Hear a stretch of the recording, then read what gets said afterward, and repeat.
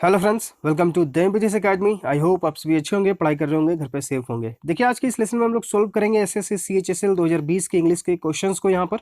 ठीक है, SSC CHSL B 2020 कहने का यहाँ पर ये अर्थ है कि आपका फॉर्म फिलअप हुआ था 2019 में और एग्जाम कंडक्ट हुआ है आपका 2020 में। एक जो बैच आपका एग्जाम हुआ था वो हुआ था आपका मार्च के महीने में, और इसके बाद जो है कोविड आ गया था, तो कोविड की वजह से सारे एग्जाम्स जो है वो पोस्टपोन हो गए थे, और दोबारा जो एग्जाम कंडक्ट हुआ था कोविड के बाद वो हुआ था आपका अक्टूबर मंथ से। ठीक है, तो हम लोगों ने जो है क्या किया है, यहाँ पर मार्च में 9 शिफ्ट्स में आपका एग्जाम हुए, 17, 18 और 19 मार्च को, एक दिन में 3 शिफ्ट, तो 3 दिन में 9 शिफ्ट्स आपका हुआ था। तो इस 9 शिफ्ट्स का सॉल्यूशन हम लोगों ने कर लिया है, और अभी हम लोग कर रहे हैं 12 अक्टूबर के शिफ्ट्स का सॉल्यूशन। ठीक है, तो आपको जो है पूरा सॉल्यूशन शिफ्ट वाइज करके दिया जा रहा है। ठीक है, शिफ्ट वाइज करके आपको दिया जा रहा है, तो आप हमारे प्लेलिस्ट सेक्शन में जाएंगे, वहां पर आपको मिलेगा एसएससी सीएचएसएल 2020 का सॉल्यूशन। तो आप उस प्लेलिस्ट में जाएंगे तो आपको सारे लेसन्स जो है प्रीवियस लेसन्स उसमें मिल जाएंगे।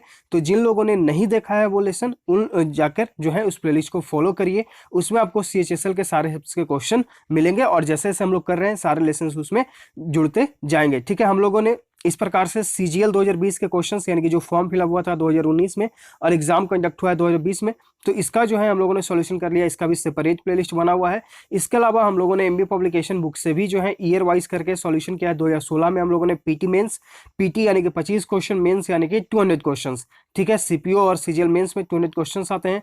2019 में भी हम लोगों ने पीटी और मेंस दोनों ही क्वेश्चंस किए हैं, और 2018 का हम लोगों ने सिर्फ पीटी का क्वेश्चन किया है। ठीक है, तो सबके जो है सेपरेट प्लेलिस्ट है, आप थोड़ा सा स्क्रॉल करके देखेंगे तो सारे प्लेलिस्ट जो है आपको मिल जाएंगे। तो यहाँ पर जो है एक चीज हमें ये आपको बताना है कि आप जितना ज्यादा प्रीवियस ईयर क्वेश्चंस को रिवाइज करके जाइएगा, इनका प्रैक्टिस करके जाइएगा, उतना आपके लिए बेहतर होगा। एसएससी का पैटर्न जो है वो चेंज नहीं होने वाला है। ठीक है, रिसेंटली हम लोग तो देख रहे हैं लगभग 3 से 4 सालों में कि एसएससी का जो पैटर्न है वो यही रहा है कि एक जो, अगर आपको पता चलता है कि एक शिफ्ट में ऐसा एग्जाम हुआ है तो दूसरे शिफ्ट से जो है उसी प्रकार के क्वेश्चंस आते हैं। ठीक है, तो आपको ये देखना है कि हम लोग प्रीवियस ईयर क्वेश्चंस में ये देखते हैं कि आखिर एसएससी का पैटर्न क्या रहा है, और उसके अनुसार हम लोग यहाँ पर जो है पढ़ते हैं, सीखते हैं। इसलिए जो है आप लोग प्रीवियस ईयर क्वेश्चंस को जो है मस्ट करके ही जाइएगा एग्जाम देने। आपका सीएचएसएल का एग्जाम जो है वो आपका अप्रैल मंथ में होने वाला है, और सीजीएल का एग्जाम जो है आपका मई मंथ में होने वाला है। ठीक है, तो ये दोनों एग्जाम्स में अब ज्यादा दिन है नहीं, तो प्लीज आप लोग जो है प्रीवियस ईयर क्वेश्चंस, चाहे वो किसी सेक्शन के हो, मैथ, रीजनिंग, जीएस में स्टैटिक क्वेश्चंस, करंट अफेयर्स, आपको हमारा टेलीग्राम चैनल द एमपीटीएस अकेडमी, वहां पे आपको पीडीएफ फॉर्म में मिल चुका है। 1 साल के हम लोगों ने किया है लगभग। ठीक है, और आपको फरवरी मंथ का भी 4 पेज में करके दिया गया, यानी कि वहां पे लगभग आपको 80 से 100 करंट अफेयर्स मिलेंगे, जो कि फरवरी मंथ से सारे इंपॉर्टेंट करंट अफेयर्स आपको दिए जा चुके हैं। तो आप हमारे टेलीग्राम चैनल में थोड़ा सा स्क्रॉल करेंगे तो ऊपर आपको मिल जाएगा। ठीक है, या फिर हम उसको आज पिन कर देंगे, करंट अफेयर्स जो भी है फरवरी मंथ का।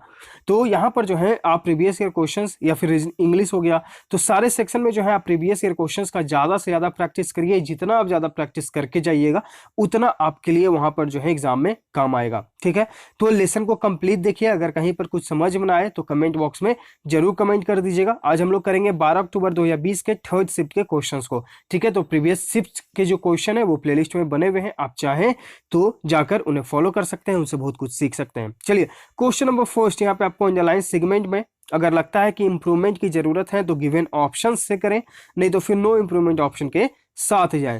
ठीक, as much as 100 children gathered to celebrate Independence Day. ठीक, यहां पर देखिए यूज हुआ है 100 चिल्ड्रन, यानी कि 100 बच्चे। तो इसे आप क्या कर सकते हैं, गिन सकते हैं। ठीक, गिन सकते हैं। मच का यूज हम लोगों ने प्रीवियस लेसन में क्या देखा, अगर आप फॉलो कर रहे हैं तो अगर आपको याद होगा कि मच का यूज जो है हम लोग अनकाउंटेबल नाउन के लिए यूज करते हैं। ठीक, चूंकि ये 100 बच्चे, यानी कि यहाँ पर तो नंबर भी दिया गया कि 100 बच्चे, यानी कि हम इसे गिन सकते हैं। तो जहां पर गिन सकते हैं तो ये अनकाउंटेबल वाले नाउन वाले वर्ड हम क्यों यूज करेंगे, इसलिए यहाँ पर नो इंप्रूवमेंट वाला ऑप्शन तो आपका एलिमिनेट है। ठीक, अब ऑप्शंस को देखिए, एक ऑप्शन तो आपका एलिमिनेट हो गया। तो अगर आपको रूल्स याद है, अगर आपको बेसिक्स पता है, तो आप अपने ऑप्शंस को एलिमिनेट करेंगे और तुरंत अपने राइट आंसर पे आएंगे बिना कोई कंफ्यूजन के। तो अगर आपको ये चीज पता है तो आप नो ऑप्शन वाले, नो इंप्रूवमेंट वाला ऑप्शन को तो आप एलिमिनेट करेंगे। बाकी ऑप्शंस देखिए, तो एज लॉन्ग एज मतलब होता है जितना लंबे समय तक, एलिमिनेट। एज हाई एज यानी कि जितना ऊंचाई तक। एज मेनी एज यानी कि जितने सारे बच्चे। तो देखिए, as many as 100 children gather to celebrate Independence Day, यानी कि 100 से ज्यादा बच्चे जो हैं वहां पर इंडिपेंडेंस डे को सेलिब्रेट करने के लिए एकत्रित हुए। गैदर यानी कि एकत्रित होना, जमा होना। तो यहाँ पर जो है हम बच्चों को गिन सकते हैं, इसके लिए हम लोगों ने क्या यूज किया, मेनी का यूज किया। तो इससे हम लोगों ने क्या सीखा, जहां पर काउंट हो सके वहां पे मेनी का यूज करेंगे, जहां पे काउंट नहीं हो सके वहां पे हम लोग मच का यूज करेंगे। ऑप्शन डी आपका यहाँ पर राइट आंसर है। क्वेश्चन नंबर 2, और आप लोग जो है ज्यादा से ज्यादा लेसन्स को शेयर करिए। देखिए हम कभी भी बीच में लेसन में नहीं बोलते हैं शेयर या वगैरह कुछ भी करने के लिए, जो भी हमें फॉर्मेलिटी के फॉर्म में कहने होता है कि लाइक सब्सक्राइब और शेयर करिए, ये हम हमेशा लास्ट में बोलते हैं। लेकिन आज हम बोल रहे हैं खास तौर पे इसलिए क्योंकि देखिए CHSL और CGL जो है आपका एग्जाम लगभग 1 महीने में शुरू होने वाला है। CHSL 12 अप्रैल से आपका है, ठीक है। तो जितने लोगों तक जो है, जितने स्टूडेंट्स तक ये लेसन पहुंचेगा, वो लोग भी जो है सीखेंगे बहुत कुछ, उनका रिजल्ट अच्छा होगा। रिजल्ट अच्छा होगा तो मे भी जो है उनके पॉसिबिलिटी बढ़ जाएगा आगे जाने का, ठीक है। तो रिजल्ट कब अच्छा होगा, जब वो हर एक सेक्शन पर ध्यान देंगे, ठीक है। और हम यहाँ पर आपका जो है इंग्लिश में एक लेसन सॉल्यूशन कराने के लिए 20 से 25 मिनट मैक्सिमम लेते हैं PTA क्वेश्चंस का। ये चाहे तो कम समय में ले सकते हैं, लेकिन हमें पूरे डिटेल में बताना होता है क्योंकि हम जल्दी जल्दी में कुछ बताना नहीं चाहते, तो हम सारे डिटेल में बताते हैं, इसलिए जो है हमें 20 से 25 मिनट लेना होता है आपसे।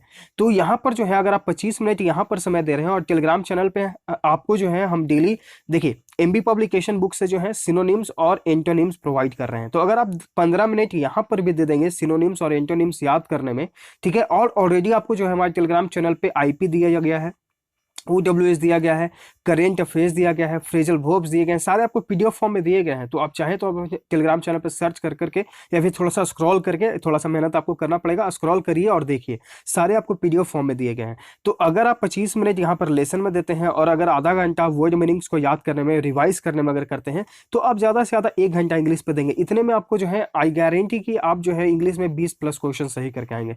तो ये जो है मेरा आप लोगों से रिक्वेस्ट है कि आप लोग जो है लेसन्स को ज़्यादा से ज़्यादा शेयर करिए, उन्हें बोलिए कि आप लेसन को कंप्लीट देखिए, कुछ सीखिए। अगर कहीं पर कोई दिक्कत हो तो कमेंट बॉक्स में जरूर कमेंट करिए, ठीक है। तो आप लोग जो हमारे साथ जुड़े हुए हैं, आप लोग ही इसे ज़्यादा से ज़्यादा शेयर करेंगे और मेरा कोशिश तो ये रहता है कि ज़्यादा से ज़्यादा जो स्टूडेंट्स हैं वो इसे देखकर सीखें, समझें। कहीं पर कोई कन्फ्यूजन हो तो मेरा कोशिश होता है कि जिनका कमेंट आता है उनका जो है हम तुरंत रिप्लाई दे सकें, ठीक है।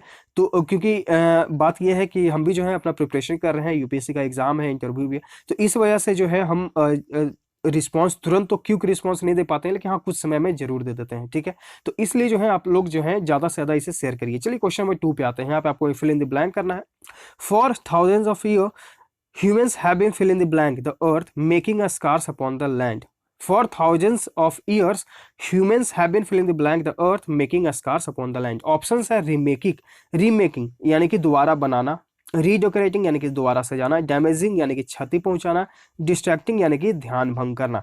तो देखिए हजारों सालों से ह्यूमंस जो है वो क्या कर रहे हैं, डैमेज कर रहे हैं अर्थ को, ठीक है, यानी कि क्षति पहुंचा रहे हैं पृथ्वी को, making scars upon the land, यानी कि पृथ्वी पर इतने सारे कूड़े कचड़े फैलाकर, ठीक है। तो यहाँ पर जो आपका राइट आंसर है वो है आपका ऑप्शन सी। क्वेश्चन नंबर 3, यहाँ पे आपको इडियम का अर्थ बताना है। अड्यूम ऑफ डजन, इसका मतलब क्या होता है, इसका मतलब होता है एक सामान्य, ठीक है। ऑप्शन देखते हैं। वेरी कॉमन यानी कि समान, राइट आंसर आपका ऑप्शन ए। फेनोमिनल यानी कि घटना, अनकॉमन यानी कि असामान्य, एक्सपेंसिव यानी कि महंगा। क्वेश्चन नंबर 4, यहाँ पे आपको इडियम का अर्थ बताना है। काउच पोटैटो, इसका मतलब क्या होता है, इसका मतलब होता है एक आलसी व्यक्ति जो कि बेड पर पड़ा रहेगा, सोफा पर पड़ा रहेगा और टीवी वगैरह देखते रहेगा, ठीक। ओवरवेट यानी कि अधिक वजन होना, लेजी पर्सन सुस्त होना, राइट आंसर आपका यहाँ पे ऑप्शन बी है। स्किनी यानी कि पतला, हाइपर एक्टिव यानी कि अति सक्रिय, राइट आंसर आपका ऑप्शन बी। आगे के लिए है कि आपको एक कॉम्प्रिहेंशन दिया गया है, उसे आपको फिल करना है। We do not want to condemn the world we do not want to condemn मतलब होता है किसी चीज की निंदा करना, शिकायत करना, ठीक। निंदा करना, द वर्ड यानी कि इस शब्द को जो है हम लोग कंडेम नहीं करना चाहते हैं, ठीक। It is after all, it is यानी कि यह वास्तव में है एक माइटी इंस्ट्रूमेंट, यह जो है एक बहुत ही शक्तिशाली उपकरण है। It is the means by fill in the blank, what, which, that या फिर हुज, हम लोग इसमें से जो है क्या यूज करेंगे, ठीक है। तो ऑप्शन जो है हम लोगों ने देख लिया है, तो यहाँ पर जो है हम लोग ऑप्शन इसमें से हम यूज करेंगे विच का। अब देखिए विच किस लिए हम लोगों ने यूज किया है, वर्ड को रिलेट करने के लिए। Which we tell each other for our emotions, यानी कि जो हम लोग अपने इमोशंस को किससे दर्शाते हैं, अपने शब्दों से, ठीक है। विच जो यहाँ पर यूज हुआ है विच वर्ड, ये आपका वर्ड को रिलेट करने के लिए यूज हुआ है। The way in which we influence other, और जिसके माध्यम से जो है हम दूसरों को प्रभाव करते हैं वो हमारे शब्द ही होते हैं। ठीक है, जैसे कि हमारा जो शब्द, अगर हम कड़वा बोलेंगे तो किसी को बुरा लगेगा, किसी से हम अच्छे से बात करेंगे तो उन्हें बहुत ही अच्छा लगेगा। ठीक है, तो यहाँ पर जो हमारे शब्द होते हैं वो सबसे बड़ा जो है रोल प्ले करता है, यानी कि वो लोगों को जो है इन्फ्लुएंस करता है अपने तरीके में। ठीक, वर्ड्स कैन डू, चलिए आगे पढ़ते हैं। Words can do fill in the blank, numerable, imagerable, miserable या फिर काउंटेबल। तो न्यूमरेबल मतलब होता है संख्या में, ठीक है, गणनीय। इमेजरेबल यानी कि अपार, माइजरेबल यानी कि दुखी, काउंटेबल यानी कि जिसे गिना जा सके। तो हम लोग यहाँ पर यूज करेंगे इमेजरेबल यानी कि अपार का। Words can do measurable good, यानी कि वर्ड्स जो है बहुत ही अच्छा कर सकते हैं, अपार यानी कि जिसे गिना ना जा सके। ठीक है, अपार जो है अच्छा कर सकते हैं, but also cause terrible injuries, लेकिन जो है बहुत सारे जो है इंजरीज यानी कि जो है बहुत सारे दुख भी जो है दे सकते हैं, भयानक। ठीक है, it is true that at first there was the deed, यह सच है कि सबसे पहले हमें इसकी जरूरत होती है। ठीक, उसके बाद जो है द वर्ड केम लेटर, और उसके बाद जो हमारे वर्ड्स हैं। It was in some respects a cultural progress, यह जो है एक प्रकार का जो है कल्चरल प्रोग्रेस था। ठीक है, सच, वेन, हाउएवर या फिर विच। यहाँ पर हम लोग क्या यूज करेंगे, यहाँ पर यूज करेंगे वेन का। When the deed became word, जहां पर जो है हमारे शब्द जो है सॉरी हमारी जरूरतें जो है वो शब्द बन गई। ठीक है, तब जो है ये हमारे कल्चरल प्रोग्रेस के रूप में जो है यह बढ़कर निकला। But the word or sorry was what the word was quickly, originally, lastly या फिर फर्स्टली। क्विकली यानी कि जल्दी से, ओरिजिनली यानी कि मौलिक रूप से, मूलतः, लास्टली यानी कि आपका लास्टली मतलब क्या हो गया, लास्टली मतलब हो गया कि अंततः, और फर्स्टली यानी कि आगे का, पहले का। तो यहाँ पर हम लोग क्या यूज करेंगे, यहाँ पर हम लोग यूज करेंगे originally. But the word was originally a spell, लेकिन जो शब्द था वो एक प्रकार का स्पेल था। अ मैजिकल एक्ट यानी कि एक प्रकार का जादुई कार्य। फिर and it fill in the blank, retained, have retained, will retained या फिर हैज रिटेन्ड। और यहाँ पर रिटेन्ड मतलब क्या होता है, रिटेन्ड मतलब होता है कि बनाए रखना, रोक कर रखना। ठीक है, जैसे कि अगर आप हॉस्पिटल्स वगैरह में एडमिट होंगे, तो मान लीजिए कि आपका डिस्चार्ज होने का समय है मंगलवार को, ठीक है, और डॉक्टर ने कहा कि नहीं आप एक दिन और रुक जाइए ताकि हम आपका और अच्छे से ध्यान रख सकें, मतलब कि सारी चीज़ों को देख सकें। ठीक है, तो यहाँ पर जो वो डॉक्टर रखते हैं उसे हम लोग बोलते हैं रिटेन, यानी कि उन्होंने अपने रिटेन में रखा। ठीक, तो यहाँ पर वही आपका हुआ कि रिटेन मतलब हो गया कि a magical act and it retained and it has retain much of its power, और यह जो शब्द हैं अपने पावर यानी कि अपने शक्ति को बरकरार बनाए हुए है, यानी कि बरकरार रखे हुए हैं। ठीक है, आपका यहाँ पे option D right answer. Question number 10, यहाँ पे आपको OWS यानी कि वर्ड सब्स्टिट्यूशन बताना है। स्टील और मिस अप्रोप्रिएट मनी, इसका मतलब क्या होता है कि पैसों को गबन करना या फिर चुराना। इम्बेजल यानी कि गबन करना, राइट आंसर आपका यहाँ पे ऑप्शन है। रेड यानी कि धावा मारना। मैनिपुलेट यानी कि हेरा फेरी करना। ओवरचार्ज यानी कि अतिरिक्त प्रभार। क्वेश्चन नंबर 11, यहाँ पे आपको ग्रामेटिकल एरर को फाइंड आउट करना है। Behaviour modification techniques are often used to the training of the police dogs. यहाँ पर देखिए बिहेवियर मॉडिफिकेशन टेक्निक्स, ठीक, कोई दिक्कत नहीं। प्लूरल तो प्लूरल भर भी। Often used to the training, यहाँ पर हम लोग टू की जगह यूज करेंगे in the training of police dogs, यानी कि पुलिस डॉग्स के ट्रेनिंग में जो है अक्सर बिहेवियर मॉडिफिकेशन टेक्निक्स यूज किए जाते हैं। तो यहाँ पर ऑप्शन सी में एरर है, टू की जगह हम इनका यूज करेंगे। क्वेश्चन 12 में आपको फिल इन द ब्लैंक करना है। There should be fill in the blank punishment for rule breakers. Option है सेवियर यानी कि सख्त, मेनी बहुत सारे, टू बहुत ज्यादा, मच ज्यादा। यहाँ पर हम यूज करेंगे option A, there should be a severe punishment for rule breakers, यानी कि जो रूल तोड़ते हैं उनके लिए सख्त जो है सजा होनी चाहिए। सेवियर यानी कि सख्त। ठीक है, ऑप्शन ए आपका यहाँ पर राइट आंसर हो जाएगा। क्वेश्चन 13 यहाँ पे आपको एंटोनिम यानी कि विपरीत बताना है। टिमिड का, टिमिड मतलब होता है डरपोक। ऑप्शन देखते हैं।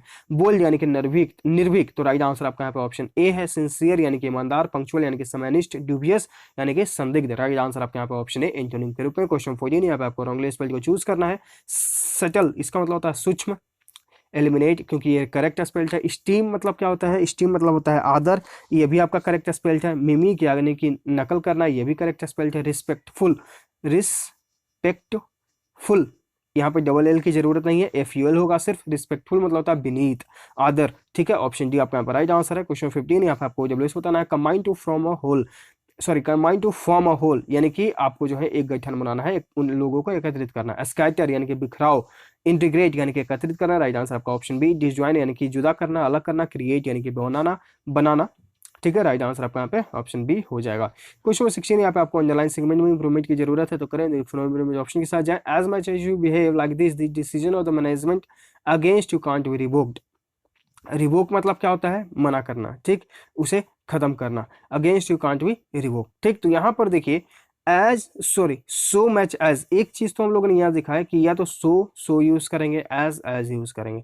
तो ये वाला तो नो इंप्रूवमेंट फिर से आपका एलिमिनेट हो गया, ठीक। यहाँ पर देखिए एज टू एलिमिनेट एक ही ऑप्शन आपके पास बच गया है। यहाँ पर देखिए एज, तो अगर आपको ये भी पता है तो आप अपने ऑप्शंस को यहाँ पर देखिए इस प्रकार से भी एलिमिनेट कर सकते हैं। तो चलिए, पता तो हमें चल गया कि राइट आंसर यहाँ पे ऑप्शन बी है। अब इसका अर्थ समझते हैं।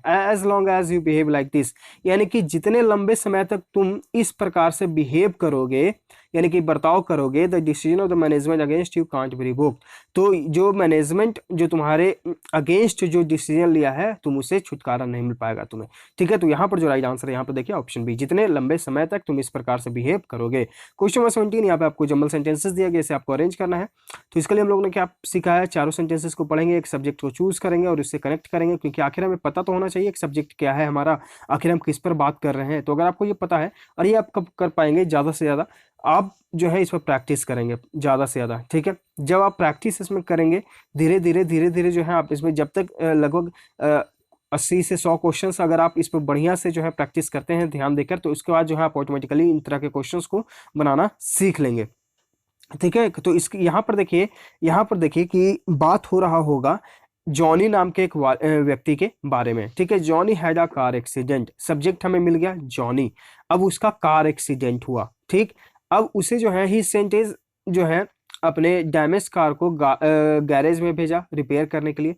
देखिए कार एक्सीडेंट हुआ, अब उसने क्या किया, जो उसका क्षतिग्रस्त कार है उसको उसने गैरेज में भेजा ताकि वो रिपेयर हो सके, ठीक। He decided to travel to office by the metro train, अब जब उसके पास कार नहीं है तो वो ऑफिस किससे जाएगा, तो मेट्रो ट्रेन के द्वारा जाएगा। At the metro station he noticed a homeless man, और जो मेट्रो स्टेशन वह पहुंचा तो उसने देखा कि एक व्यक्ति जो है जिसके पास घर नहीं है उसको उसने देखा। तो यहाँ पर देखिए DCBA, यानी कि व्यक्ति के बारे में बात हुआ जॉनी, उसका कार एक्सीडेंट हुआ। अब वो जो उसका कार एक्सीडेंट, उसका जो कार डैमेज हुआ, उसने अपने कार को गैरेज भेज दिया ताकि वो रिपेयर हो सके।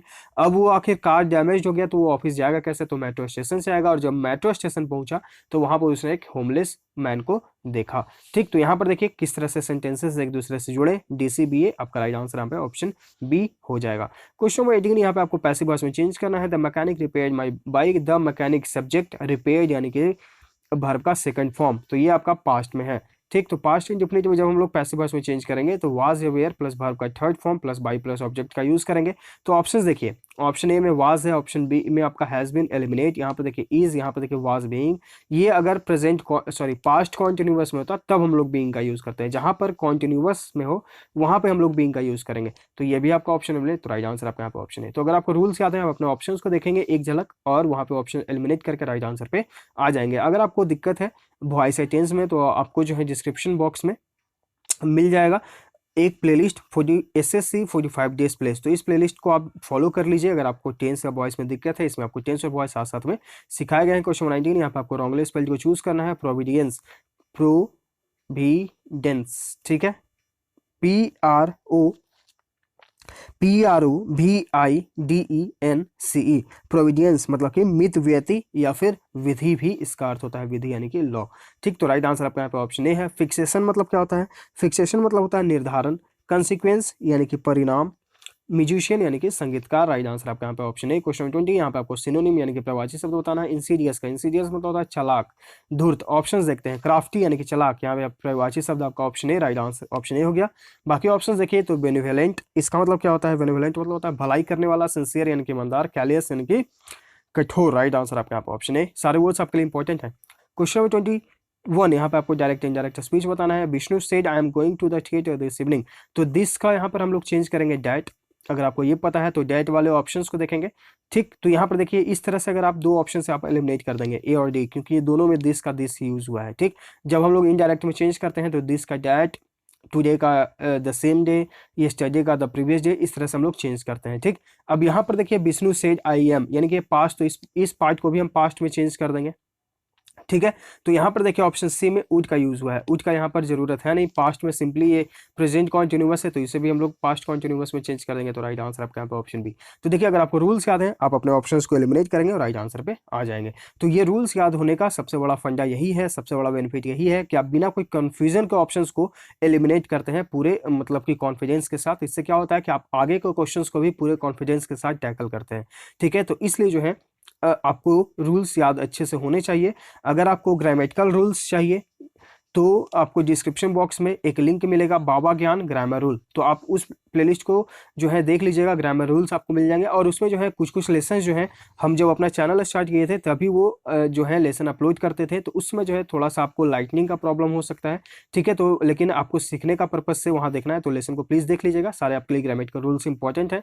और अगर आपको नरेशन या फिर डायरेक्ट इनडायरेक्ट स्पीच जिसे हम लोग बोलते हैं, तो आप उसके लिए आप हमारे टेलीग्राम चैनल द एमपीटीएस गाइड में डिस्क्रिप्शन में उसका लिंक दे दिया गया है, तो आप वहाँ से आकर हमारे चैनल को ज्वाइन करिए और उसके सर्च आइकन में सर्च करिएगा नारेशन, NARRATION नारेशन। ये भी वर्ड पूछा गया है एसएससी में, तो इस वर्ड को याद रखिएगा। ठीक है, NARRATION नारेशन, तो इस नाम से आप सर्च करिएगा, तो इससे नाम से एक पीडीएफ आपको मिल जाएगा। उस पीडीएफ में सारे आपको बेसिक्स बताए गए हैं। क्वेश्चन 22 यहाँ पे आपको जम्बल सेंटेंसेस, इसका आपको कमेंट बॉक्स में बताना है, कमेंट करके आंसर क्या हुआ। क्वेश्चन 23 यहाँ पे आपको एरर को फाइंड आउट करना है।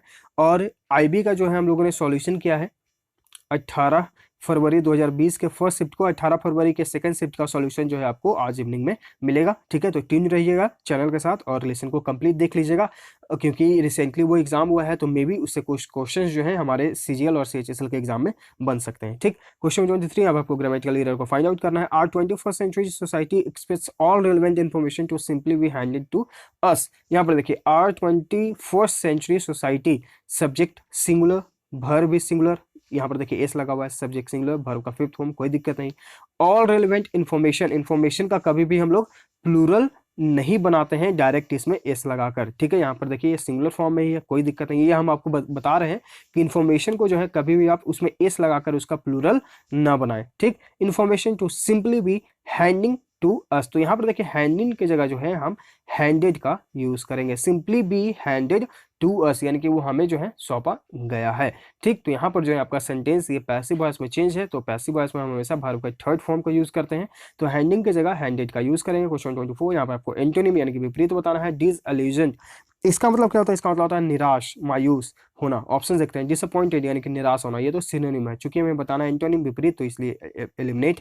इम्बिटर्ड यानी कि कड़वाहट, इंथुआस्टिक यानी कि उत्साही, राइट आंसर आपका यहाँ पर ऑप्शन बी। एक व्यक्ति निराश है और एक व्यक्ति उत्साही है, राइट आंसर आपका यहाँ पर option B, sorry C antonym के रूप में। सार्ड यानी कि कड़वा। क्वेश्चन 25 यहाँ पे आपको सिनोनिम यानी कि प्रवाची शब्द बताना है। डिलीजेंट यानी कि मेहनती, अब इसका जो है प्रवाची क्या होगा? अनटायरिंग यानी कि अथक, यानी कि जो बिना थके हुए मेहनत करते रहता है, राइट आंसर आपका यहाँ पर ऑप्शन ए। लेथार्जिक यानी कि सुस्त, वेरी मतलब क्या होता है? थका हुआ। इनअटेंटिव मतलब क्या होता है? जो असावधान है, बेपरवाह है, राइट आंसर आपका यहाँ पे ऑप्शन ए हो जाएगा। ठीक है, तो ये हुआ पूरा डिटेल में सॉल्यूशन। आई होप आपको हर एक क्वेश्चन हर एक वर्ड अच्छे से समझ में आ गया होगा। तो लाइक करिए, शेयर करिए, चैनल पर अगर आप पहली बार विजिट कर रहे हैं तो सब्सक्राइब भी कर लीजिएगा, ताकि आपके पास नोटिफिकेशन जाता रहे, आप अपडेट होते रहें। और हमारे टेलीग्राम चैनल को जरूर ज्वाइन कर लीजिएगा। अगर आपको इस लेसन का पीडीएफ भी चाहिए तो आप हमारे टेलीग्राम चैनल पर इसे डाउनलोड कर सकते हैं। हम लोग मिलते हैं आगे के लेसन में। Thank you.